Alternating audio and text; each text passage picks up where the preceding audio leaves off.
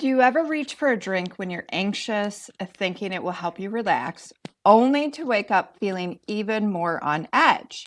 You're not imagining it. Alcohol might feel like a quick fix, but it's actually fueling your anxiety.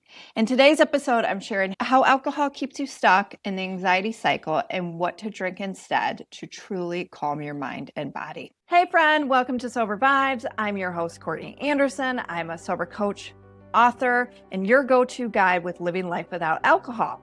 I've been alcohol-free since 2012, and by far it's the best decision I've ever made in my life. Now I get to help other women live life without alcohol and thrive in sobriety. Here you're going to find quick sober tips, real talk, and encouragement to build confidence, handle cravings, and really actually enjoy your alcohol-free life. If you're sober curious, ready to go all in, hit subscribe and let's vibe sober together. Welcome back, good people of the world, to the Sober Vibes podcast. You are listening to episode 245. I'm your host, Courtney Anderson, sober coach, author, and your go-to guide of living a kick-ass life without alcohol. So if you've ever dealt with that awful anxiety the next day, the day after drinking, right? The racing heart, the restless sleep, the overthinking, again, you know how sneaky the alcohol cycle can be. I lived in that loop for many, many, many years. I would drink to relax, feel calm for an hour, right? Then wake up at either 3 a.m. or the next morning with my chest pounding and my thoughts spinning. And it would quickly just continue as the day went on. So if that sounds familiar, this episode is for you. So today we're going to dive into why that happens and what's going on in your body and the better options for you that you can drink that actually soothe you instead of continuing to stress you out. Okay. Also, too, I just want to do a side note because I just got done last night watching it. You guys know how I love my television. But if you have not watched Monsters yet, the Ed Gein story, I just want to let you know that it is a creepy one. I highly recommend you do watch it because if you are a weirdo like me and sometimes enjoy watching shows about serial killers, this one is for you. I was watching it with the blanket over my eyes. Okay. So that is just like my pop culture take today is watch Monsters, Ed Gein's story, and then slide into my DMs and let me know what you thought about that, or text the show and let me know your thoughts about it. I'm just interested. Plus, too, it's spooky season, so let's get into it, right? All right. Before we dive into this episode, if you're stuck or you're in that alcohol anxiety cycle, come join us inside the Sobriety Circle. You'll learn practical tools, healthier swaps, and calming rituals alongside other women on the same path as you. The link is in the show notes below, or just go to CourtneyRecovered.com under Sobriety Circle to join. All right, let's get into the bulk of the conversation today. So why does alcohol induce anxiety? Why does this happen, right? When you drink, your brain releases dopamine, which gives you that temporary feeling, that relaxation, right? But alcohol also suppresses GABA and it spikes your cortisol levels. So which is the cortisol is your body's stress hormone, right? And once the alcohol wears off, your nervous system is trying to overcorrect itself. So the cortisol surges, your heart rate rises, and you wake up anxious, irritable, and foggy.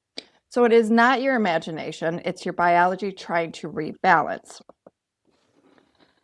And going back to it, you need to realize that alcohol too, it acts as like an upper, but it is also too a depressant, right? So even to the next day of why that hangover, or the next day when you are having that anxiety, and like I said, as the day progresses, you're having more of that anxiety, it's because of your hangover and the detox cycle that starts happening. And when you start that detox cycle, that is when that an anxiety is going to start continuing to increase, even to if the next day you still feel like you're drunk from the night before, and when that starts lessening, that drunkenness wears off and that hangover starts to happen, And then that's where the anxiety comes in. Even too, the night before, when you get into a cycle of drinking, usually like that one drink, like you'll peak, right? And then within an hour, you start losing kind of that drunkenness. That's why you want to drink more. And you actually start going through like a hangover process in the mix of you drinking alcohol in that actual. That's why you keep it going to continue that buzz, right? So again, even just a few drinks can leave you feeling panicky or low the next day. You're riding a chemical roller coaster. So you have to break the alcohol anxiety loop. The more anxious you feel, the more you want to drink. And a lot of people get into this loop and it's hard even to deal with. It's hard even just to deal with anxiety. And I get it. I get it. I get it. I get it because I was there. I hated, and after 25, my hangovers became panic attacks. They became anxiety. I mean, it was like definitely anxiety attacks. There's like anxiety attacks and then there's panic attacks, right? And like the panic attacks, it's like panic attacks is here and like anxiety attacks, it's like right there. So a lot of it would be anxiety attacks. There would be a couple times where it was more of a panic attack type of situation. And so I get it. I get if you're listening to this, and because then what starts happening? You start to fear those anxiety attacks and those panic attacks. And the only way you are going to get through this is to stop putting alcohol into your system, because all you are doing is you are fueling your anxiety. Plus, know this, that maybe the reason you started drinking in the first place was because you had an anxiety disorder, right? And you've been using alcohol to cope with your anxiety for years and years and years. So there is going to be a process, you guys, of having to just you got to get through it. You got to get through it without alcohol, because it's just only going to get worse and worse and worse. And the only way to come out of this is to stop drinking and just walk through it. As always, though, please talk to a doctor about detox, because you need to talk to a professional about detoxing from alcohol. So again, the more anxious you feel, the more you want to drink, and the more you drink, the more anxious you become. I just recently worked with a one-on-one client who, I think at this point, let's see where she's at. I think at this week, she's like 17 weeks sober, I would say. Okay. But she said something where she was like, not drinking alcohol is my anti-anxiety medicine. And I was like, snap, like amazing that you said that, because that is so true. Not drinking alcohol, and if you were an anxious person before, and it is really a nice natural, not drinking alcohol is that holistic natural medication to not feeling more anxious, because it's contributing to so much of your anxiety, and it's like a flashlight, like, or a spotlight just honed in on it a day after drinking. It's because it's legit, you are putting poison into your system, and it's stressing out your nervous system. So, the more you drink, the more anxious you become. And this is the trap that so many get themselves into. So the key to breaking it is just completely removing alcohol, and also start replacing it with rituals, because that's what this has become.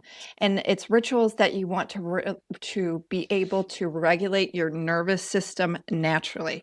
You have to teach your body how to become calm again. That's where pause comes into post-acute withdrawal symptoms or syndrome.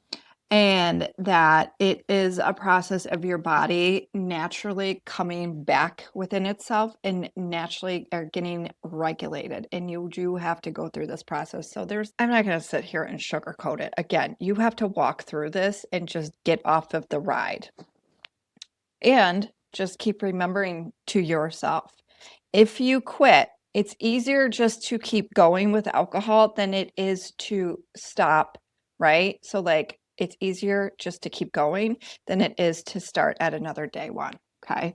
So this goal is though, do you want to feel relaxation and not force it? So what do we drink instead to calm ourselves and more of a supportive swamp? Okay.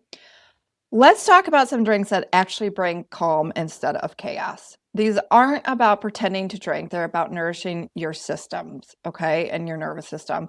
So, things on the market now like adaptogen elixirs, right?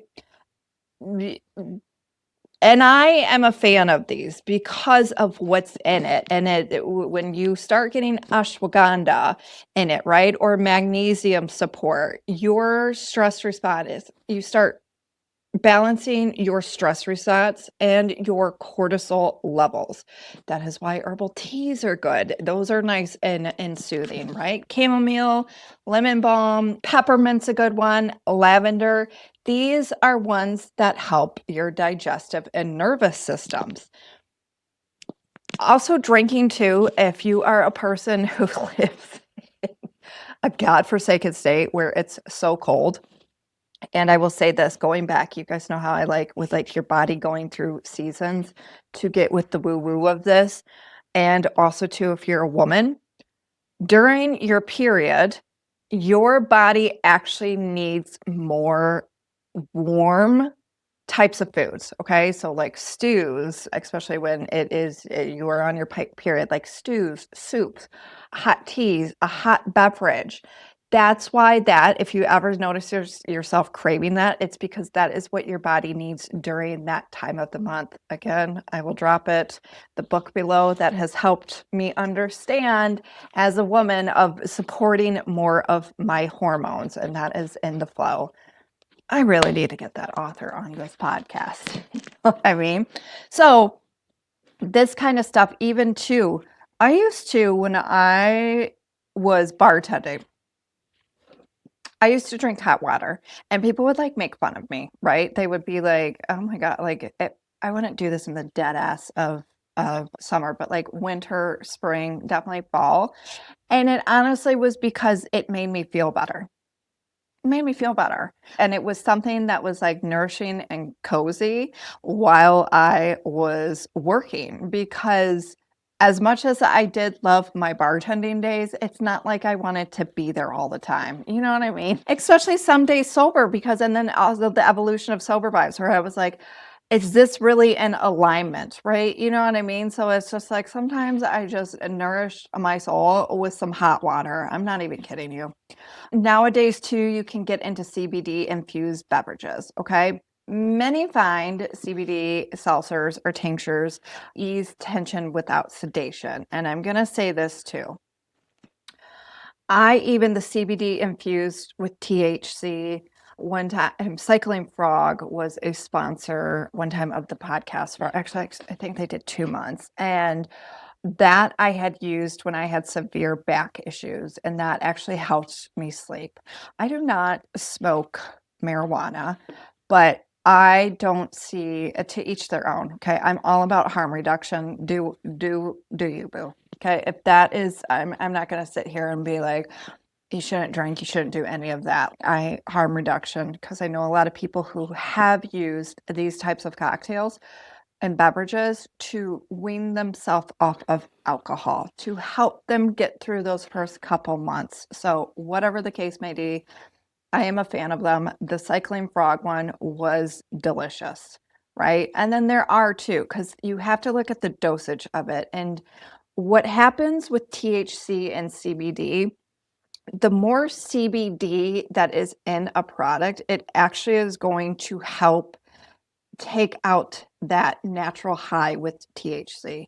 So always look at that with those types of beverages to make sure if it is where you're like, I don't want any THC in it, no problemo, but look at that. But usually especially with the Cycling Frogs, they had different dosages, and they had a very light one that I used that was just like enough for me. My husband did I think I did the 2.5, and he might have did the 5 milligram of, that's how much THC, but it was like double the dose of CBD in it. And he really liked that one.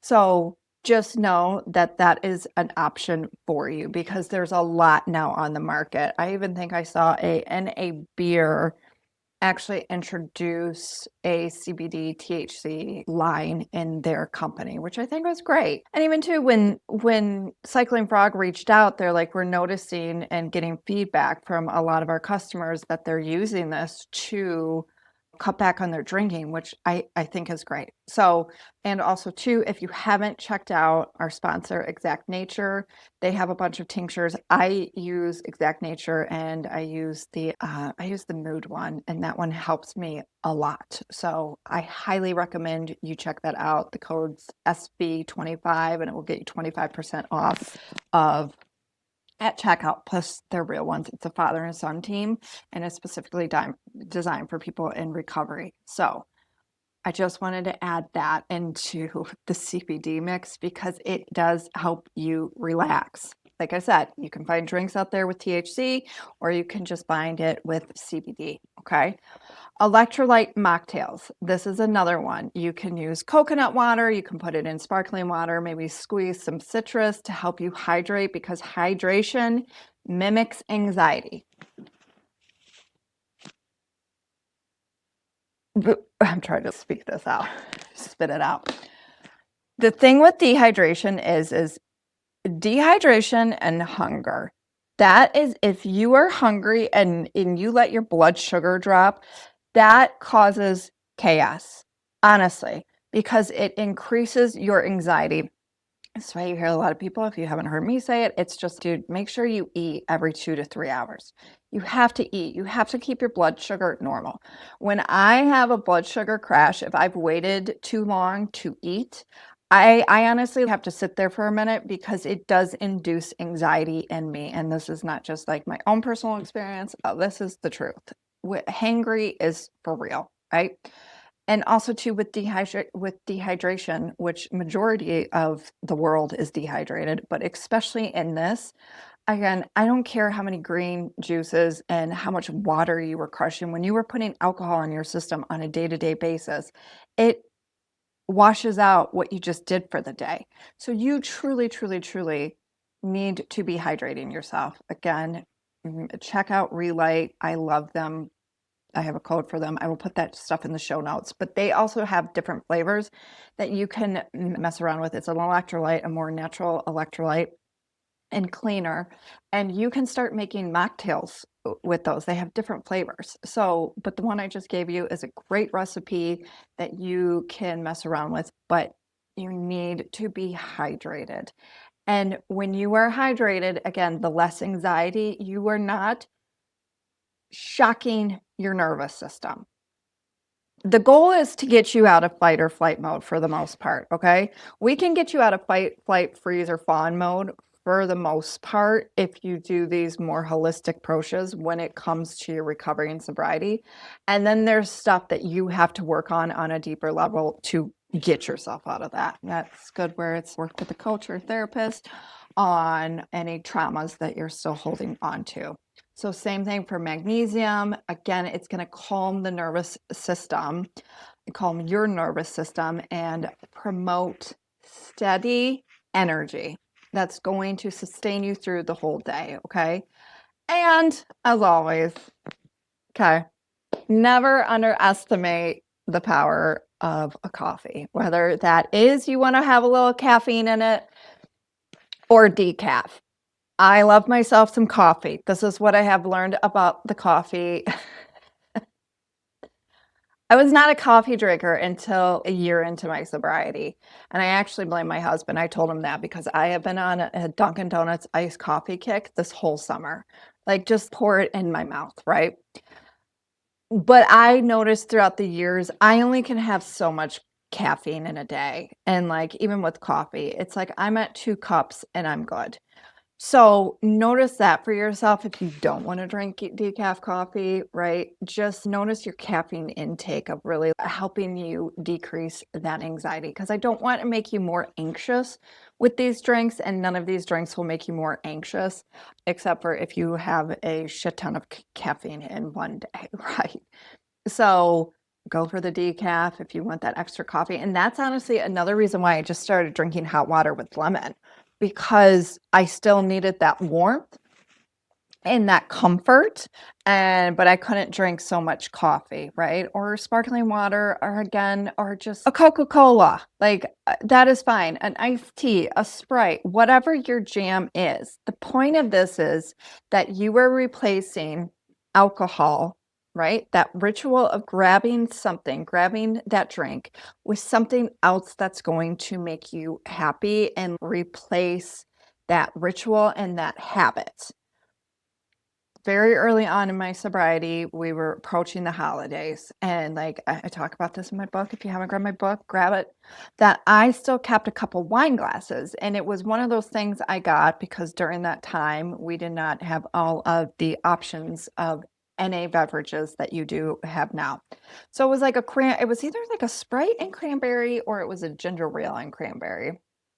It was one of those, and I got it, and it did the trick. It did the trick for me. So that's what I'm saying, because I still acted. It was still in the wine glass, because you always should drink from a pretty cup, but it was there and I had that option, right? So again, the point of these options that I gave you that will reward you and actually make you fully relax is that you're creating a moment of calm for yourself without alcohol's havoc and what it really will do to your nervous system. Even if you just take that like calm magnesium and at nighttime you put that in some cranberry juice, that is going to help you sleep so good, because a lot of us too are magnesium deficient.